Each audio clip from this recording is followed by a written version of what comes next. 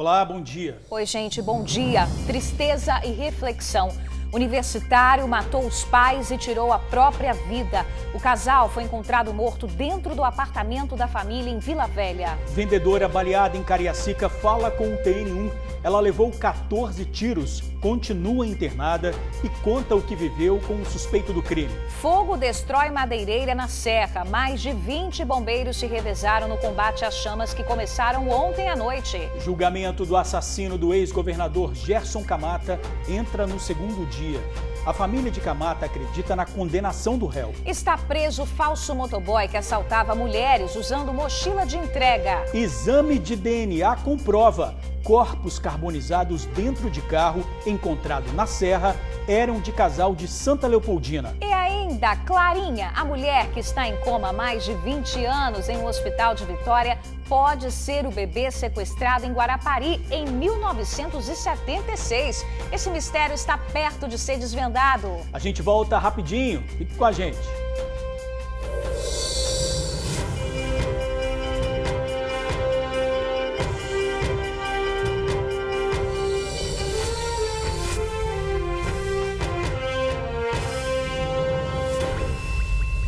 H 11h45 e o TN1 abre com um caso muito triste. Um jovem matou os pais e tirou a própria vida. Gente, isso foi dentro do apartamento da família em Vila Velha. Havia Bíblia rasgada, cruzes pintadas nas paredes. Uma história muito triste. A Suzy Faria vem acompanhando esse caso desde cedo. Ô Suzy, bom dia para você. Bom dia, George, Bruna e amigos do TN. Infelizmente, a gente tem que começar aí o jornal com essa notícia tão triste, essa tragédia, na verdade, que aconteceu aqui em Itapuã. Eu estou na frente do prédio onde morava o médico urologista Paulo Oliveira César, de 68 anos de idade, a esposa dele, Raquel Eringe César, de 61, e o filho, Guilherme Eringe César, de 21 anos de idade. E foi ali, no quarto andar do prédio, desse lado direito meu aqui, George e Bruna, que essa tragédia aconteceu. A gente ainda tenta entender, os policiais da DHPP já estiveram aqui, já foram lá, olharam tudo e disseram que o rapaz teria passado a noite bebendo e fumando. Eles encontraram muitas garrafas de cerveja, muitas garrafas de bebida no apartamento. E ficaram chocados com as cenas que viram lá dentro. Em todo o tempo que eles têm de investigadores que cuidam aí de homicídios, bem, todo esse período eles nunca presenciaram algo como isso. O que aconteceu é que eles viram dentro do apartamento, espalhados aí nas paredes do corredor da sala, várias cruzes pintadas em vermelho, não é com sangue, se alguém disser isso está mentindo, não é com sangue, tinta vermelha, cruzes pintadas na parede, de cabeça para baixo, o símbolo 666 espalhados aí, pintado nas portas, nas paredes aí do apartamento, tudo com referência satânica. Encontraram também um livro que falava como cometer suicídio, um outro livro que falava sobre satanismo, enfim. Ninguém sabe o que aconteceu para que esse rapaz que estudava medicina ter cometido um crime tão hediondo. De acordo aqui com alguns vizinhos, familiares, ele era uma pessoa boa, a família era muito benquista aqui, como eu disse antes. O pai deles, Dr. Paulo, é um urologista muito conhecido, anos e anos aí na medicina, 68 anos, trabalhava no Hospital Praia da Costa, trabalhava no Hospital São Luís, era pastor também da Igreja Missão Praia da Costa, era uma pessoa que congregava ali, enfim, era uma pessoa muito benquista. E as pessoas estão sem entender. De acordo com a polícia, as primeiras informações é que o rapaz teria ido primeiro matar a mãe. É que pai e mãe dormiam em quartos separados. Ele foi primeiro no quarto da mãe, a pegou dormindo, ou seja, de surpresa, e deu várias facadas nela, inclusive a que teria matado a mãe dele foi uma que pegou no pescoço. Parece que o pai, nesse meio tempo, teria acordado também, George e Bruna, ao ver o que estava acontecendo, tentou se esconder, tentou se refugiar dentro do banheiro, mas não conseguiu. Também foi pego pelo filho e acabou sendo assassinado dentro do banheiro. E o filho, inclusive, trancou o banheiro. Tanto que, quando os policiais chegaram aqui, tiveram dificuldades para abrir a porta. E, infelizmente, para completar todo esse ciclo trágico, o rapaz acabou cometendo suicídio pulando da terceira ponte. Essas são as primeiras informações que a gente traz para vocês sobre essa tragédia que abalou esse pequeno local aqui em Itapuã, onde o médico, a esposa dele, que era psicóloga, e o filho eram bem conhecidos e que eram pessoas muito bem queridas, muito bem quistas pelas pessoas aqui. Comerciantes da região, vizinhos, preferiram não gravar entrevista, todo mundo muito abalado. Quando vem a gente aqui, pergunta o que está acontecendo, a gente explica o que houve. Eles saem chorando assim, chocados com tudo o que aconteceu e, principalmente, ninguém consegue ver razão em um crime tão hediondo como esse, George Bruna. Ô Suzy, é realmente um caso assim que deixa a gente estarrecido. Você falou que o pai estava trancado no banheiro, a mãe no quarto, esse menino saiu, né, provavelmente durante a madrugada, acabou tirando a própria vida.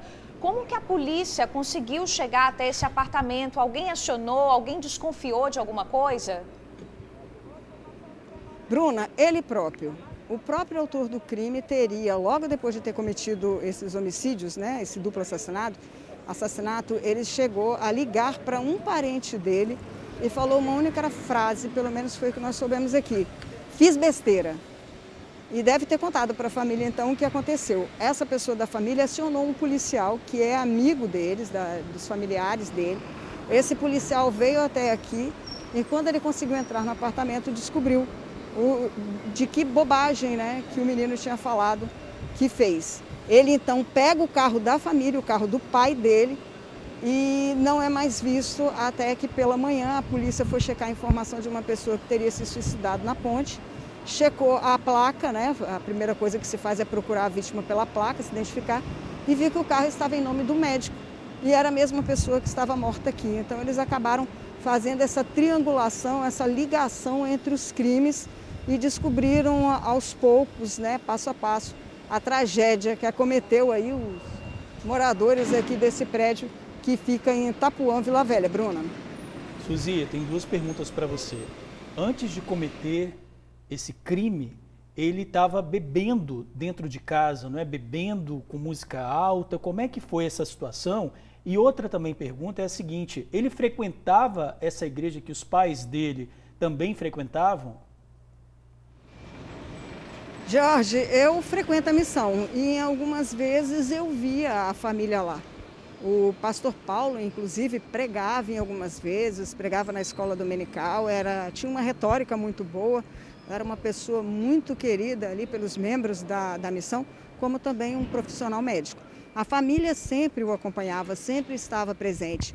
Por isso é que fica ainda mais misterioso, mais curioso o fato desse rapaz ter tomado essa atitude e principalmente por que tinha tantos símbolos e literatura ligada ao suicídio e ligada também ao satanismo. Como eu falei para você, a gente vai ver na matéria daqui a pouco, ele falou, tem um versículo que ele usou, que eu não vou me lembrar agora completamente dele, ele usou um versículo de Apocalipse 12:12, em que dizia mais ou menos assim: festejai, ele colocou do jeito dele, o versículo não é dessa forma, mas ele redigiu, ele escreveu do modo que ele entendeu. O versículo diz mais ou menos assim: festejai, ó céus, o diabo está de volta. Festejai, ó céus, o diabo está de volta, pouco tempo lhe resta.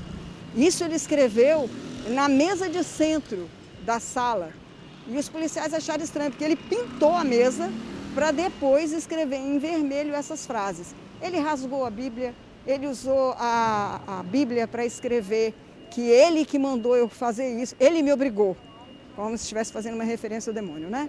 Ele me obrigou, ele é real, enfim, tem muitos. Os policiais não entenderam nada. Assim, a casa parece como se tivesse tido um ritual satânico. É uma coisa muito estranha mesmo, diante aí de todo esse perfil que esse médico tinha, esse médico que era muito conhecido aqui em Vila Velha, era uma pessoa muito querida, esse pastor que pregava, que levava a palavra de Deus aí no culto, ninguém entendeu nada. Como esse rapaz, que inclusive cursava medicina, teria tomado essa atitude tão drástica de cometer esse duplo homicídio aí do pai e da mãe. De acordo com a polícia, como eu falei antes, a mãe acredita-se que ela nem percebeu o que tinha acontecido porque estava dormindo e na posição que ela estava dormindo, ela foi encontrada.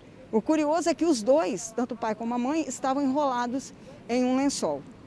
George, Bruna. Suzy, você tem alguma informação se ele fazia tratamento psiquiátrico? Não, essa informação, Jorge, a gente ainda não conseguiu descobrir. Chegaram até alguns familiares aqui, mas eles não quiseram falar. Eles estavam, assim, muito aborrecidos, acredito eu, que assim como nós, que não fazemos parte da família, ficamos estarrecidos, eles então estavam fora do ar. E nesse momento a gente preferiu não chegar, tentamos saber algumas informações, eles não queriam falar, nós respeitamos ali o espaço deles, mas infelizmente essa informação eu ainda não tenho, a gente está processando, a gente está buscando a todo tempo para tentar uma explicação, né, meu amigo, porque é muito triste o que se passou aqui dentro. E o curioso é que os primeiros levantamentos feitos aqui pela polícia, nós tivemos poucas informações, mas a que nós tivemos foi que os vizinhos não chegaram a ouvir barulho nenhum pedido de ajuda. Ninguém ouviu nada de madrugada. Lembrando que esse crime que aconteceu aqui no quarto andar do edifício foi por volta das 3h30 da manhã. E por volta de 4h15, o rapaz sobe a ponte com o carro e dá fim à própria vida, depois de ter matado os pais, George e Bruna. Suzy, você falou que ele alertou a um familiar. Você sabe que familiar é esse? Esse rapaz era filho único? Olha, a informação que nós soubemos aqui é muito curiosa. O Dr. Paulo e a esposa dele, a psicóloga Raquel, eles lutaram durante muitos anos para poder ter um filho. E nessa luta, eles acabaram, nesse meio tempo, adotando uma menina, que inclusive mora fora do país. Enquanto eles tinham adotado essa criança, a Raquel acabou grávida e teve o Guilherme. Então, quer dizer, foi uma luta para ter esse menino. Então, eles teriam 2 filhos, sendo que a mais velha, essa menina, ela é adotada e o Guilherme seria o filho legítimo, aí, filho, digamos assim, de sangue do casal, né? Então, ele tem mais uma irmã que não mora aqui, mora fora do país. Tá certo, Suzy. Obrigada aí pelas primeiras informações. A gente, claro, daqui a pouquinho volta a falar com a Suzy para a gente voltar nesse assunto. Bom trabalho aí, minha amiga. Qualquer novidade, chama a gente. Olha, agora a gente fala do caso Clarinha, a mulher que está em coma há mais de 20 anos no HPM após ser atropelada. Clarinha pode ser uma menina que foi sequestrada em Guarapari em 1976. Quem vai explicar melhor para a gente essa história é o repórter Vitor Zucolotti. Vitor, bom dia ainda para você. Que história é essa, meu amigo? Pode ser o fim do mistério? Ei, Bruna, bom dia, minha amiga, bom dia, Georgia. Você, amigo que está acompanhando o TN, pode ser o fim desse mistério envolvendo a Clarinha, que pode ser, na realidade, Cecília São José de Faria. Essa criança de 1 ano e 9 meses, ela desapareceu em 1976 no Carnaval em Guarapari e existe sim a possibilidade de Clarinha ser a Cecília, ser essa criança que desapareceu há mais de 40 anos. Inclusive, o desaparecimento dela, ao tempo, bate com a possível idade da Clarinha. É um mistério que agora pode estar aí em vias de ser solucionado. Para a gente entender melhor essa história, depois eu volto com mais detalhes desse caso, vamos dar uma olhada na matéria que eu fiz junto com o Ronivaldo Nascimento. Confere aí. Cecília São José de Faria. Essa é uma fotografia de quando a menina tinha apenas 1 ano e 9 meses. A Cecília pode ser a Clarinha, a mulher que há 20 anos está aos cuidados dos médicos do Hospital da Polícia Militar na capital. A criança desapareceu em 1976 em Guarapari. O coronel Jorge Potrates, médico que cuidou da Clarinha durante anos, contou para a nossa equipe como ficou sabendo dessa possibilidade. Há cerca de 3 meses, eu recebi uma informação de um profissional que estava trabalhando em conjunto com a Força Nacional, um profissional de nome Afonso, que ele é um policial civil do estado do Paraná, especialista em papiloscopia. Ele partiu da busca provável faixa etária, né, da criança desaparecida e a atual idade dessa criança no dia de hoje. E batendo com a possibilidade da idade ser a da Clarinha. Um exame realizado comparou a fotografia da Clarinha hoje com a da criança que desapareceu em 1976 em Guarapari. Esse exame apontou compatibilidade entre as duas fotografias. Clarinha, então, pode ser Cecília. Mas para isso ser confirmado, um exame de DNA precisa ser feito. Segundo o Ministério Público do Espírito Santo, o material genético da Clarinha já foi enviado à Polícia Civil de Minas Gerais, que vai cruzar esse material com o que existe dos pais dessa menina em Minas Gerais.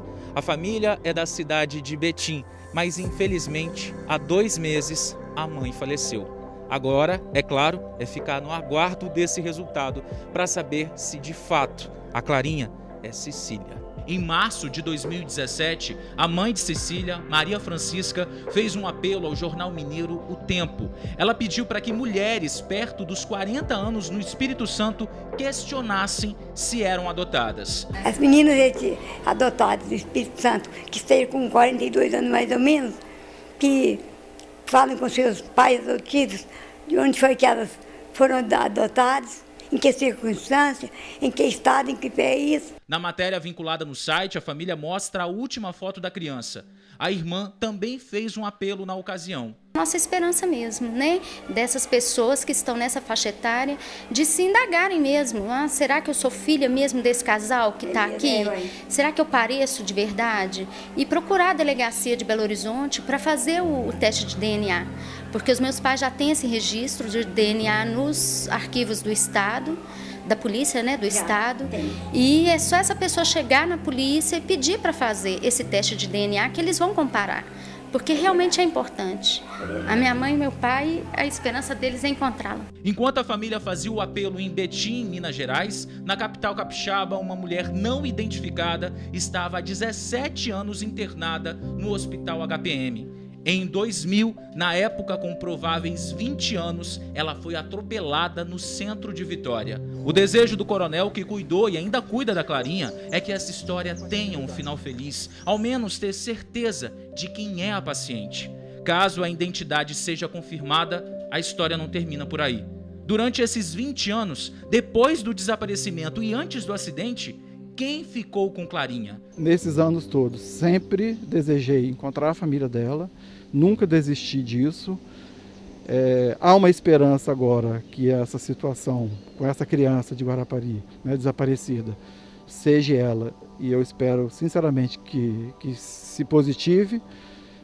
A paciente ainda tem uma marca de cesárea, outro mistério que precisa ser respondido. E talvez esta família, onde ela estava albergada, né, vamos dizer assim, sobre a criação deles, talvez esteja com um possível filho da Clarinha. Então ainda tem essa possibilidade em aberto, que a gente não sabe. O que a cicatriz da cesárea, ela pode ter perdido a criança, ou a criança pode ter sobrevivido e já ter 20, 21 anos por aí, que é o tempo que a Clarinha está aqui no hospital.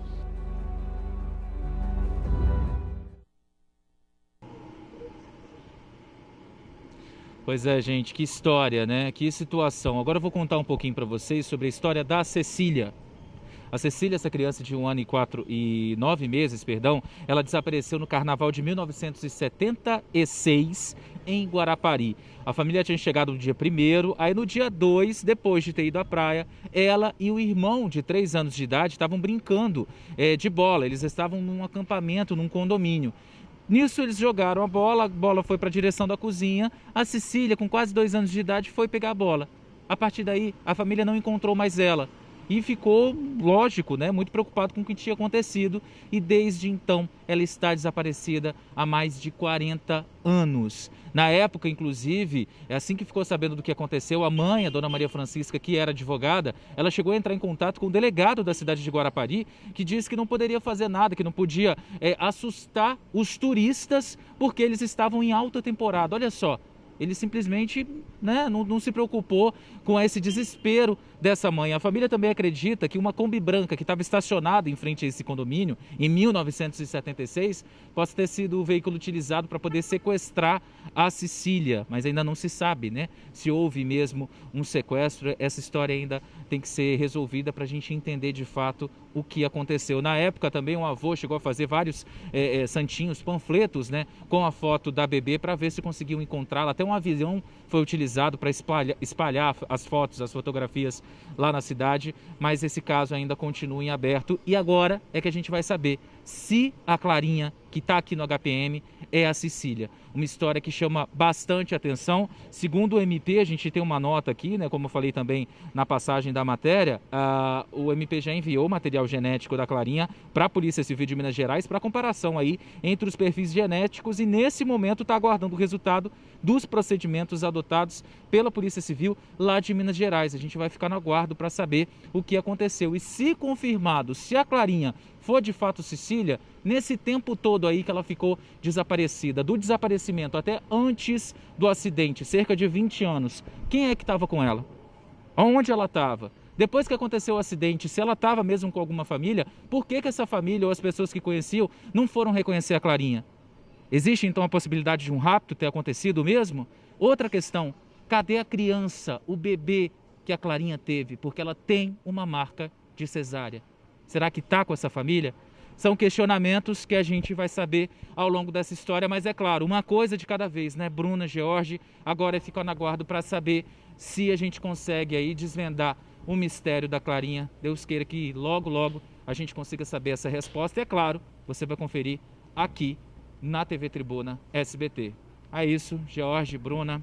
Valeu, Vitor. Obrigado pelas informações. É isso que a gente aguarda, né? Que esse exame seja feito e que realmente a gente consiga acabar com esse mistério aqui no estado. É isso aí. Ô, gente, vamos lá para fora novamente, chamar a Suzy, que agora vai falar de outro caso que ela fez mais cedo, um incêndio que destruiu uma madeireira lá na Serra, né, Suzy? Sim, esse incêndio começou ontem à noite, mas até hoje pela manhã os bombeiros faziam um rescaldo de alguns focos que insistiam em permanecer, viu, Bruna e George? Foi uma coisa assim assustadora, viu? As chamas, a fumaça podiam ser vistas de longe, já indicando que o problema não seria fácil de ser resolvido, não. Vamos acompanhar aí a matéria que eu fiz e traz mais detalhes para vocês. O fogo começou à noite, entre 9h30 e 10 horas. As chamas eram vistas de longe e revelavam que o incêndio era de grandes proporções. A empresa atingida é uma madeireira que funciona nesse prédio em Carapina, onde também estão outras 4 empresas. A área afetada tem cerca de 3.200 metros quadrados e as chamas atingiram principalmente o estoque de madeira, o equivalente a 40 carretas de MDF, material inflamável. O telhado cedeu, caindo sobre a madeira e também veículos que estavam no pátio. Pelo menos 4 caminhões estavam no local, além de carros pequenos.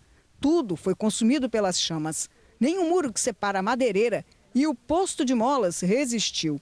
Parte caiu e a outra parte estava para ceder. O Corpo de Bombeiros usou mais de 30 mil litros de água e foram mais de 30 profissionais envolvidos durante toda a noite, madrugada e ainda pela manhã. Mas hoje cedo, o fogo ainda persistia. Então a maior dificuldade para a gente estar efetuando o combate é justamente a disposição do material. São vários materiais, sua predominância madeira, que são cortados aí em várias configurações, principalmente em forma de lâminas. E essas lâminas, quando elas se juntam, elas oferecem uma dificuldade no combate. Uma das maiores dificuldades que o Corpo de Bombeiros teve durante toda a noite e madrugada para conter esse incêndio foi que estava faltando água aqui, nesse hidrante. Tanto que por muitas vezes os veículos tiveram que sair daqui para ir buscar água em outro local. Inclusive, ó, ali eles estão parados agora exatamente por causa disso, porque não tem água. Nós vamos mostrar, Chico, chega um pouquinho para cá, que o veículo que foi buscar água do Corpo de Bombeiros está chegando agora para continuar combatendo as chamas que ainda tem lá dentro. Então essa foi a maior dificuldade que os bombeiros encontraram aqui. Exatamente, água no hidrante para abastecer os veículos que estavam aqui no combate ao incêndio. Por causa dessa falha, o incêndio que poderia ter sido combatido mais cedo persistia, aumentando a dificuldade de combate e aumentando também o trabalho dos bombeiros. O dono da empresa disse que se não fosse a ajuda dos amigos, a situação teria sido ainda pior. Foram eles que cederam carros-pipa. A exigência é muito grande para as empresas trabalhar, a gente vê isso. A gente contou com o apoio do bombeiro, o pessoal estava todo aqui, precisavam, queriam trabalhar e infelizmente não tinha água no hidrante da frente da empresa, né? E se não fosse uma empresa de um amigo que tinha carros-pipas aqui, tinha queimado até o prédio também. O senhor pretende acionar a Cesan contra isso? Não, isso a gente vai ver com o jurídico da empresa ainda, tá? Porque realmente não tinha água. O dono da empresa se emociona ao ver 32 anos de trabalho consumidos pelo fogo. Apesar de saber do estoque, não consegue calcular o prejuízo. É imensurável, né? A gente não tem como mensurar agora, porque é uma vida, né? É uma vida que se foi jogada ao fogo, né?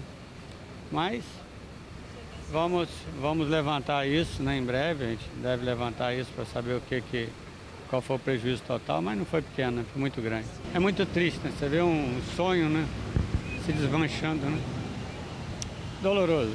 A palavra é doloroso, né? Entre as outras empresas que funcionam no local está uma de informática, que armazena em seu data center dados de vários hospitais e unidades de saúde da Grande Vitória. Por questões de segurança, a energia estava desligada e uma das preocupações da Defesa Civil era se isso afetaria o sistema e o atendimento desses hospitais. Nós adentramos no imóvel vizinho, que é esse data center, onde tem os sistemas que alimentam informações de alguns hospitais e algumas unidades de saúde da Serra. Então, assim, esse sistema que está ali é importante para o funcionamento dos hospitais. Então, o que vai acontecer? Foi desligado o gerador, a gente vai botar um gerador de energia externo e vai fazer essa ligação para poder o sistema voltar a funcionar normalmente. Então agora os hospitais estão enfrentando dificuldade aí com esses dados por conta do desligamento? É, exatamente. Os funcionários que chegavam se emocionavam com essa cena. Enquanto o Corpo de Bombeiros ainda se empenhava em conter as chamas, amigos e funcionários se uniam em oração em frente à empresa.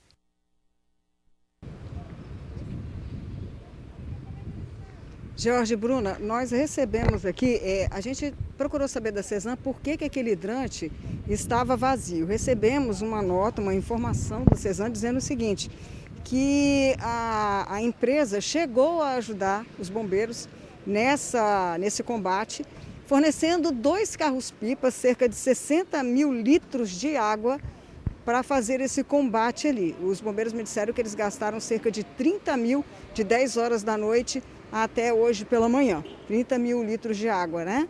Várias vezes foram buscar. E sobre o hidrante, a empresa disse o seguinte, que o hidrante que fica próximo à empresa, os técnicos fizeram um teste no local hoje de manhã e havia água com pressão e volumes satisfatórios. O que contradiz o que tanto os bombeiros falaram para a gente, como o dono da empresa também, que cita aí na matéria que precisou da ajuda de outros carros-pipa para poder fazer o abastecimento do carro. E que vocês acabaram de ver na imagem também. Tanto o hidrante não estava funcionando, não tinha água suficiente, que o carro dos bombeiros chegou exatamente na hora que eu estava comentando sobre isso, trazendo mais água para aquela região.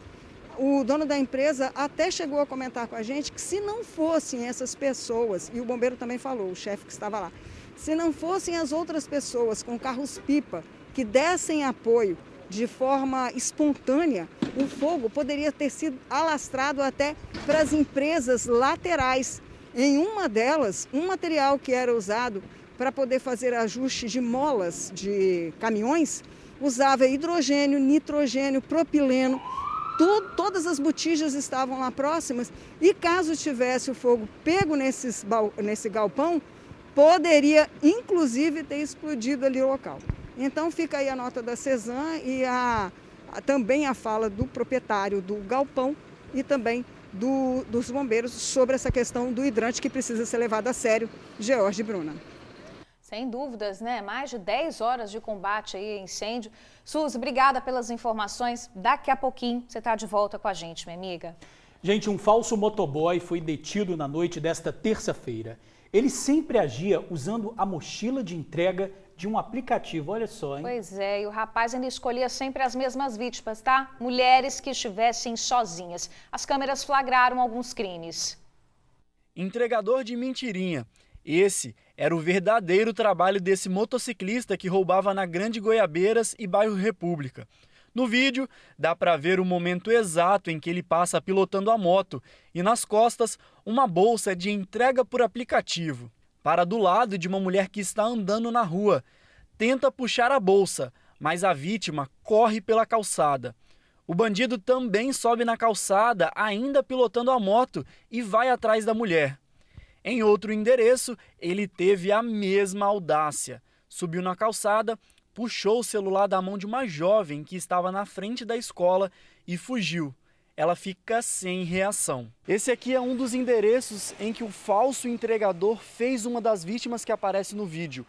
O alvo dele era sempre mulheres e fingia estar armado para intimidar. Essa mulher, que preferiu não ser identificada, foi uma das vítimas do falso entregador. Ele levou o celular da chefe dela. Ele já jogou a moto já em cima de mim, passa o celular. E aí na hora eu puxava o celular de volta, ele puxava, ele puxava. E tinha um carro estacionado, não tinha como eu correr. E ninguém passava na rua, parece que a rua ficou deserta no momento, que sempre tem gente, ficou deserta no momento.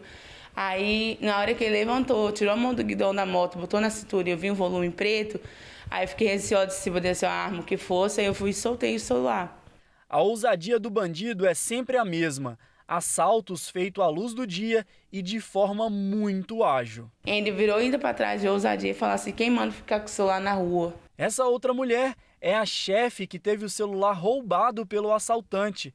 Ela teve a sua conta de um banco digital invadida e um prejuízo de R$1.000. Ele já tinha feito um saque no valor de R$1.000. Ele mudou a senha, teve o acesso à minha conta do PicPay e ainda fez uma compra num restaurante no valor de R$32. E nós estamos conversando já com o aplicativo para saber sobre o ressarcimento desse valor, já que houve falha de segurança. Ontem à noite, por volta de 9h20, durante uma abordagem da Polícia Militar, a placa da moto utilizada nos roubos foi identificada e Marcos da Rosa Barbosa foi preso em flagrante e encaminhado para o DPJ de Vitória. Por lá, as vítimas identificaram o bandido, que foi levado para o presídio de Viana. Moradoras da Grande Goiabeiras há mais de 20 anos, elas nunca passaram por nada parecido. Estão assustadas e esperam que ele seja mantido preso. Muito medo, muito amedrontadas. Já não carregamos mais bolsa, celular sempre escondido, o celular do estabelecimento já está ficando somente no estabelecimento, estamos com dificuldade até em responder os clientes, e aí ele está preso e a gente aguarda mesmo que ele fique preso, que é o que a gente quer, porque a Polícia Militar fez o trabalho deles, mas agora a questão judicial, né, de mantê-lo preso. O suspeito foi autuado em flagrante por roubo qualificado e já está no presídio. Os corpos encontrados carbonizados dentro de um carro na Serra foram identificados por exames de DNA. É de um casal de Santa Leopoldina. Uma das vítimas é Priscila Rodrigues, de 32 anos. A família esteve ontem no DML e fez a liberação do corpo. A outra vítima seria o namorado da jovem, identificado como Edson. Familiares não souberam dizer o que pode ter motivado o crime. Os corpos foram encontrados completamente carbonizados dentro de um carro na estrada de Calogi, na Serra, no mês retrasado. A Polícia Civil informou que investiga o caso, que está em segredo de justiça. O corpo de Priscila foi enterrado hoje cedo em Santa Leopoldina. Ela deixa 3 filhos. Olha, o julgamento do assassino do ex-governador Gerson Camata entra no 2º dia. A família de Camata acredita na condenação do réu. O repórter Matheus Andreata está acompanhando esse julgamento desde ontem, lá no Fórum de Vitória. Matheus, boa tarde para você. Boa tarde, Bruna. Boa tarde, George. A gente está acompanhando aqui o segundo dia de julgamento do Marcos Vinícius Andrade. Ele é réu confesso do assassinato do ex-governador Gerson Camata em dezembro de 2018. É bom a gente aí relembrar um pouquinho do caso. A gente trouxe aqui ontem, é interessante a gente trazer isso aqui novamente. O crime aconteceu na Praia do Canto, onde Gerson Camata morreu com um tiro disparado pelo Marcos Vinícius. O réu trabalhou como assessor durante muito tempo com o Gerson Camata, e depois ele confessou, depois de confessar o crime, ele afirmou que matou o Gerson Camata por um processo judicial que chegou a bloquear da conta dele cerca de R$160 mil. A gente teve aqui hoje, mais uma vez, a presença da Rita Camata, que é ex-deputada federal e viúva de Gerson Camata, e um dos filhos dele, né, que ficou abraçado com a mãe aí durante todo o tempo do julgamento. Lá dentro agora está acontecendo a sustentação do Ministério Público com o doutor Rodrigo Monteiro. Ele vai dividir esse tempo com um assistente de acusação. Depois o promotor, ele teve que mostrar novamente o vídeo das câmeras de vídeo monitoramento que pegaram o momento do assassinato de Gerson Camata. Nesse momento do julgamento, dessa apresentação do vídeo, o filho saiu da sala por conta da situação, né, mostrando ali o pai naquela situação do assassinato dele. A mãe ficou ali com uma outra parente que seria a cunhada dela, muito emocionada. A cunhada sentou do lado, abraçou ela ali durante todo o tempo, porque ela estava bem abatida mesmo, ficou de cabeça baixa, não queria muito ver o que estava passando ali, mais uma vez veio essa tragédia para a família. E aí agora, depois da acusação apresentar aí com o Ministério Público e o assistente, a defesa também vai se apresentar. Podemos ter uma réplica e uma tréplica, e uma espécie de debate entre as partes, entre a acusação e a defesa também. Depois disso, eles vão para um almoço e retornam mais ou menos por volta de 2h30. Aí sim, inicia a votação do júri, que é uma votação fechada. Lembrando que o júri é formado por 7 mulheres, somente mulheres nesse júri. Então essa votação vai acontecer fechada, ninguém mais vai poder ficar ali dentro da sala do julgamento. E aí sim, a expectativa aqui é que se encerre ainda hoje por volta de 18 horas com a leitura da sentença do juiz. Então eles vão terminar aqui agora a apresentação da defesa e da acusação, depois esse debate, né, que vai acontecer entre as partes. Eles vão sair para o almoço, vão retornar para a sala do julgamento, vai ter essa votação do júri e depois o juiz vai fazer essa leitura da sentença, vai confeccionar e fazer a leitura dessa sentença para poder finalizar o caso. A gente então segue acompanhando e fica na expectativa do julgamento do réu Marcos Vinícius Andrade, que matou o ex-governador Gerson Camata. E aí qualquer novidade a gente vai trazer aqui para vocês do TN. Bruna, George. Obrigada, Matheus, aí pelas informações. A gente segue acompanhando o julgamento. Gente, agora vejam só essa cena. Um homem foi flagrado pendurado num poste roubando fios de cobre na Reta da Penha, em Vitória. Olha aí. Enquanto ele tentava arrancar o material, lá embaixo, os agentes da Guarda Municipal já estavam prontos para recebê-lo. Armados, mandaram o homem descer. E mesmo num flagrante desse, ele reagiu à prisão e os guardas tiveram que usar a força para imobilizar o ladrão, que foi levado para a delegacia. De janeiro até agora, mais de 30 pessoas foram detidas pela Guarda Municipal de Vitória por furto e receptação de fios de cobre da iluminação pública e também de semáforos. Um prejuízo aos cofres da Prefeitura de Vitória de R$400 mil nos primeiros meses do ano. Gente, você lembra do caso da vendedora baleada em Cariacica? O namorado dela foi de moto, deu vários tiros e olha só, não foram 11 tiros que ela levou, não. Foram 14 tiros. E essa jovem gravou vídeo e áudios para o TN1. Quem traz todas essas informações para a gente agora, ao vivo, é a repórter Kessia Neto. Olá, Kessia. Boa tarde para você. Boa tarde, George. Boa tarde, Bruna. Boa tarde a você, amigo do TN. Pois é, este caso aconteceu no último dia 25 de julho, lá no bairro Bubu, em Cariacica. Apesar de todo esse incidente, apesar dos 14 tiros que esta jovem levou, ela segue internada e passa bem. Com exclusividade, ela gravou um áudio para a nossa equipe, contando como que está a situação dela no momento e relembrando um pouco do drama que ela viveu neste domingo, 25 de julho. Vamos acompanhar. Eu tinha acabado de chegar do serviço. Meu filho tinha passado a semana com o pai dele. E o pai dele pediu a localização lá de casa para poder entregar, porque meu filho morava comigo. Quando ele chegou perto de casa, ele me ligou, avisando, né, que tinha chegado, e eu fui encontrar com ele na varanda de casa. Abri o portão e me deparei com ele e a mulher dele de moto. Ele parou a moto na minha frente, ela desceu, depois ele desceu e sem ninguém falar nada, ele só começou a atirar.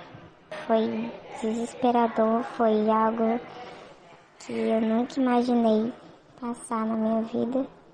A minha recuperação está sendo muito boa. Já retirou o dreno.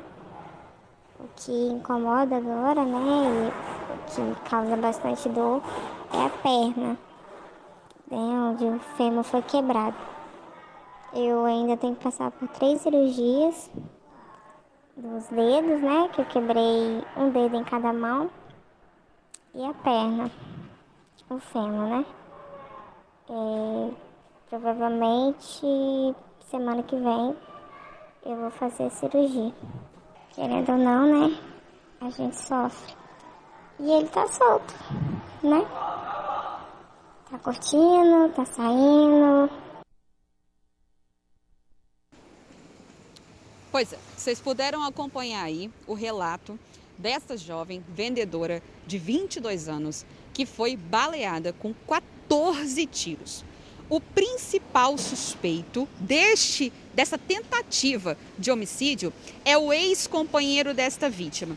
No último dia 25, ela estava em uma rua do bairro Bubu, lá na região de Cariacica, quando ela foi surpreendida por um casal numa motocicleta. As imagens de vídeo monitoramento da região mostraram quando este casal passou por ela uma única vez, depois eles retornaram e foi neste momento em que vizinhos ouviram vários disparos. E esta jovem foi então alvejada aí com 14 tiros. Apesar de todo este incidente, ela passa bem, está se recuperando no hospital. De acordo com informações que nós obtivemos, esta tentativa de homicídio se deu por uma questão aí de briga pela guarda do filho do casal. O casal tem um filho de 4 anos e o pai, né, briga com essa jovem pela guarda dessa criança. Quem estava com ele na garupa desta moto no dia é a atual namorada dele, que está detida. A Sejus enviou uma informação para a gente dizendo que essa jovem, a atual namorada deste ex-companheiro dessa jovem que está internada, ela permanece no Centro Prisional Feminino de Cariacica. A Polícia Civil também nos enviou uma nota que diz o seguinte: a Polícia Civil informa que o caso segue sob investigação da Divisão Especializada de Homicídios e Proteção à Mulher e que prendeu, no último dia 26, em flagrante, um dos autores do crime, no caso esta jovem, que foi encaminhada para o presídio. Como se trata de uma investigação em andamento, os detalhes não serão divulgados para não atrapalhar na apuração dos fatos. A Polícia Civil destaca que é importante o trabalho da população denunciando por meio do 181. O Disque Denúncia é uma ferramenta segura e que não é necessário se identificar para realizar as denúncias. Todas as informações recebidas são investigadas. As informações do Disque Denúncia ainda podem ser enviadas por meio do site, onde é possível fazer anexo de imagens e vídeos de ações criminosas. Graças a Deus, apesar desta tentativa de homicídio, esta jovem, ela segue se recuperando, com muita dificuldade ainda, mas é levantar a mão para o céu, porque ela nasceu de novo, viu, Jorge e Bruna? Não, sem dúvidas, é uma sobrevivente, levar 14 tiros, não morrer, ainda está bem, né? Está falando, está viva, internada aí no hospital, realmente uma sobrevivente. E agora, né, que bom que ela está viva e vai poder lutar por justiça. É isso que a gente precisa agora, a justiça precisa ser feita. Obrigada, Kessia, pelas informações, viu? Olha, o policial militar que deu um tapa no rosto de um frentista em Vila Velha foi condenado a receber apenas uma sanção disciplinar interna. A Corregedoria da Corporação levou em consideração o bom histórico do sargento e, como punição, uma censura será publicada no boletim interno da PM. O caso aconteceu em 2020, quando o frentista chegou para trabalhar e foi surpreendido pelo policial Clemilson Silva. O sargento reclamou de um atendimento na noite anterior e, além de xingar, deu um tapa no rosto do trabalhador. No mês passado, o PM foi condenado pelos crimes de lesão corporal leve, ameaça e injúria. Ele deve cumprir 1 ano e meio de prisão em regime aberto. O sargento pode continuar trabalhando normalmente. Torcer para não encontrar com esse PM na rua por aí, hein? Vamos lá para fora, voltar a falar sobre o caso do universitário que matou o pai e a mãe e depois tirou a própria vida. Essa história triste demais aconteceu dentro do apartamento da família, foi lá em Vila Velha, em Itapuã. A gente está vendo aí a foto, né, desse médico, o pai, e também da mãe, uma psicóloga, que foram mortos a facadas nessa madrugada. Foi por volta de 4 horas da manhã. A suspeita é que o próprio filho do casal tenha cometido esse crime tão bárbaro. Suzy, é com você, você continua aí na frente do apartamento, né, do prédio, como é que está a movimentação por aí? Bruna, a movimentação aqui é tranquila. O que a gente vê são muitas pessoas perguntando a reportagem, o que a gente está fazendo aqui, o que houve. E quando a gente comenta o que aconteceu, a pessoa muitas vezes sai daqui com o olho marejado, cheio de água, chorando aí em saber que uma família que era tão querida, que de acordo com os vizinhos não tinha problemas nenhum, era uma família feliz, acabou desse jeito nessa tragédia. Lembrando que o crime aconteceu por volta das 3h30 da manhã aqui no prédio e pai e mãe foram assassinados pelo próprio filho, Guilherme Eringe César, de 21 anos de idade, estudante de medicina, assim como o pai dele, o doutor Paulo Oliveira César. Doutor Paulo e a esposa, a psicóloga Raquel Eringe César, estavam dormindo quando foram atacados pelo filho. Ele utilizou uma faca para poder cometer o assassinato. Então, é uma situação assim, como vocês podem ver, George e Bruna, muito triste, não é mesmo? Com certeza, uma história muito triste. Você acompanhou esse caso hoje cedo. Vamos ver a reportagem completa agora. O crime aconteceu por volta das 3h30 da madrugada no 4º andar deste prédio que fica em Itapuã, Vila Velha. O filho matou o pai e a mãe e depois se matou. Tudo regado a palavras satânicas e símbolos demoníacos. O pai é o médico urologista Paulo Oliveira César, de 68 anos de idade. O corpo dele foi encontrado no banheiro enrolado em um lençol. O corpo da mãe, Raquel Eringe César, de 61, estava na cama, enrolada também em um lençol. Já o autor do crime, o filho, Guilherme Eringe César, de 21, teria bebido a noite toda. A primeira vítima dele teria sido a mãe, que morreu com facadas que atingiram o pescoço. Ela dormia e não conseguiu se defender. O pai teria acordado enquanto isso e fugido para o banheiro, mas foi pego lá e também foi brutalmente esfaqueado. Policiais que estiveram no apartamento relataram uma cena chocante, até para eles que estão acostumados a ver locais de homicídios. Disseram que em várias partes do apartamento, como sala, corredor, haviam referências ao satanismo, como o número 666 e cruzes pintadas em vermelho de cabeça para baixo. Havia também uma Bíblia que teve suas folhas rasgadas e em cima dela ainda havia cinzas. Havia livro sobre como cometer suicídio e um outro sobre satanismo.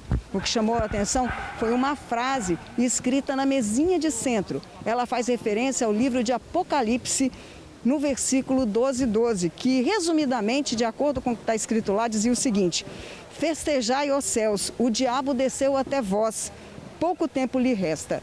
Depois de ter matado o pai e a mãe, Guilherme teria ligado para uma pessoa da família, dito que tinha cometido uma besteira. Em seguida, ele saiu aqui do prédio no carro do pai e cometeu suicídio pulando lá da terceira ponte. O corpo de Guilherme já foi encontrado e encaminhado ao DML. Ele tinha 21 anos, era estudante de medicina. Enquanto a perícia estava no prédio, do lado de fora, amigos e vizinhos observavam o local. O rabecão foi colocado na garagem para retirar o corpo do casal e encaminhá-los ao DML. Terminava assim o fim de uma família que, de acordo com os vizinhos, era feliz e até então não apresentava ter nenhum tipo de distúrbio. Pois é, exatamente por isso é que é um mistério e que está todo mundo chocado com toda essa situação que aconteceu. Ninguém entende por que um jovem tão bom, equilibrado, teria cometido um crime como esse tão hediondo. Matado pai e mãe dentro da própria casa e depois cometido suicídio. As pessoas, como eu disse aqui ao redor, estão chocadas com o crime. Muitas não quiseram falar com a reportagem, mas saíram daqui chorando muito. Os corpos, tanto do Dr. Paulo, quanto da psicóloga Raquel, quanto do filho deles, Guilherme, já se encontram no DML esperando familiares diretos irem lá para fazer o reconhecimento. Nós continuamos aqui na frente do prédio, aqui em Itapuã, Vila Velha, onde tantos moradores, vizinhos, como eu disse, vou voltar a repetir, estão estarrecidos com um crime tão grave como esse e que e principalmente, além da família aparentar ser uma família muito feliz, o fato de terem encontrado tanta citação ao satanismo deixou todo mundo chocado, né? Surpreso. Como que esse jovem pode ter tido tudo isso? E pelo que vocês viram aí nas imagens, ele pintou portas, corredores, sala, teve tempo de pintar a mesa de vidro que fica na sala e ainda escrever esse versículo do Apocalipse, falando aí que o diabo estaria de volta e pouco tempo resta. Além de ter escrito nas folhas da Bíblia que foi ele quem mandou, ele é real, tudo uma alusão aí ao satanismo. A gente não conseguiu ainda saber, George e Bruna, se esse rapaz era um estudioso disso, porque há muitas pessoas que estudam, até porque o pai dele era pastor, então tenta compreender tudo isso para fazer uma boa pregação, né? Então você tenta compreender algumas coisas para poder fazer uma pregação melhor. Então ninguém sabe ainda se esse rapaz fazia esse tipo de estudo, gostava desse tipo de disciplina. Ele que pelo jeito puxou o pai aí, indo fazer medicina, foi influenciado pelo pai para ir fazer medicina. Então é uma coisa que só as investigações agora, depois que a polícia conversar com a família, com os amigos, para poder traçar esse perfil e a gente conseguir talvez entender por que um jovem de 21 anos comete uma atrocidade dessa, que foi matar os pais e depois tirar a sua própria vida. George, Bruna? Sem dúvidas, muito triste. A gente, claro, vai continuar acompanhando esse caso. Obrigada, Suzy, aí pelas informações, viu? Olha, muito chocante isso, né? Inacreditável. Provavelmente era um jovem que também estava precisando de ajuda, né? Passando por problemas. Enfim, a gente vai seguir acompanhando. Vamos dar um respiro agora, gente, ir para o intervalo. E a seguir, a gente fala da chegada de uma nova frente fria aqui no Espírito Santo. As temperaturas vão cair à noite, hein? Ué, saiu, acabou o frio, né? Não. Olha, a gente fala também dessa imagem aí, ó. O motorista de caminhão desviou de um carro e bateu num poste. E o Espírito Santo recebeu novas doses de vacina contra a Covid. A gente volta rapidinho.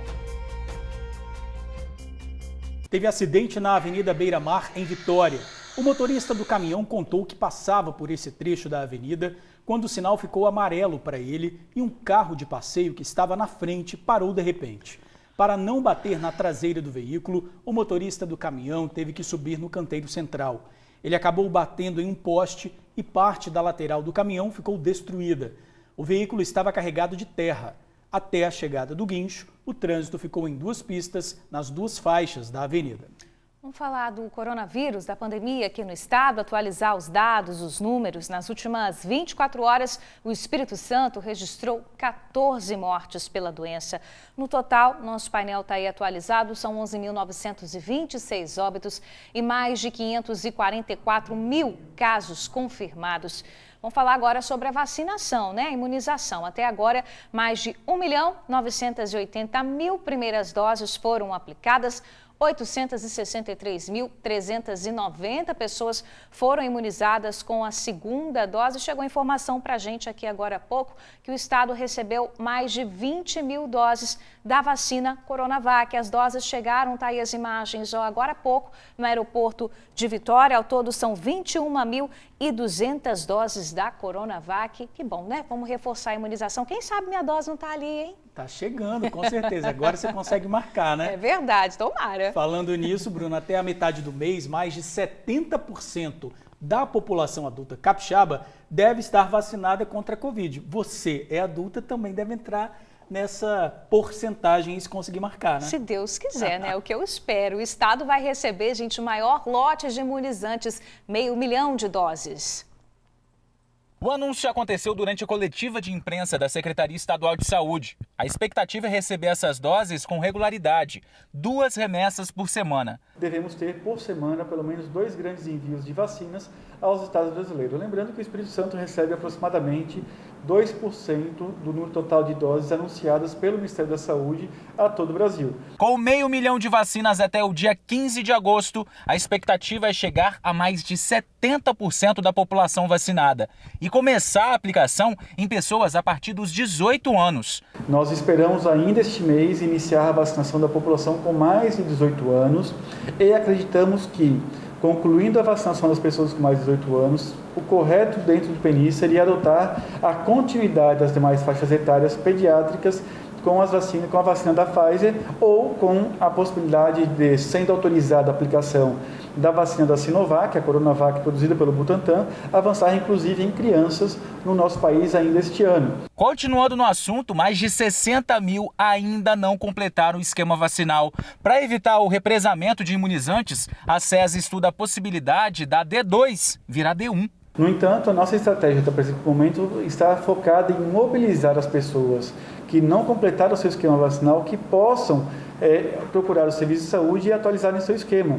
O avanço da vacinação no Espírito Santo continua a passos largos, muita gente vacinada, mas também é muito importante a testagem, inclusive de quem já tomou a sua dose. Segundo a Secretaria Estadual de Saúde, entre os meses de março e julho, mais de 700 mil testes foram realizados e 10% deram positivo. Isso significa ainda uma parte importante da população que naquele momento estava contaminada com o vírus. Daí, todas essas medidas elas são adicionais e tão importantes uma quanto a outra. Usar máscara, manter o distanciamento, se vacinar e testar. Com a volta às aulas em grande parte das escolas, municípios já começaram a testagem dos alunos. Nós estamos realizando testagem nas escolas, não para testar, para provar que a escola é ou não um ambiente seguro, mas justamente para encontrar casos positivos, principalmente casos assintomáticos,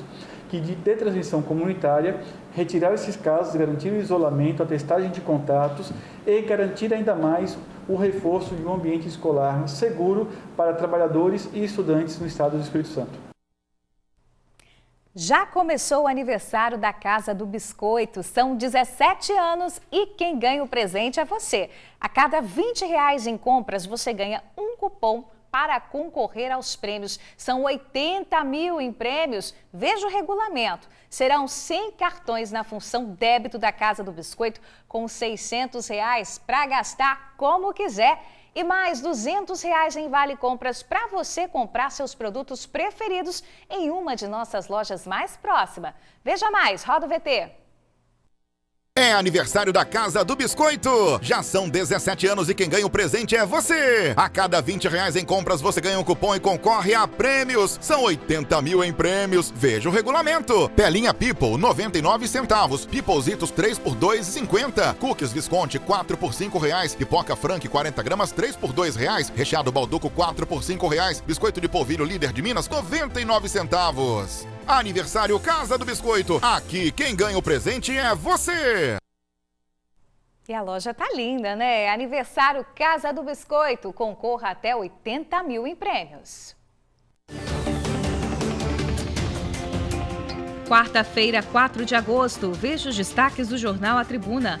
Mulher em coma há 21 anos pode ser menina sequestrada. Na foto principal, são 2 anos de sofrimento, diz Rita Camata. Clientes buscam na justiça para ter dinheiro de festas e viagens de volta. PM e acusado de executar ex-candidato a vereador morrem em troca de tiros. Em esportes, Fred coloca o Flu nas quartas de final da Libertadores. E veja ainda na edição de hoje, em AT2, a gente tem de se juntar em todas as causas possíveis. Nova lei da privacidade exige mudanças em condomínios. E passeio para conhecer 70 espécies de aves.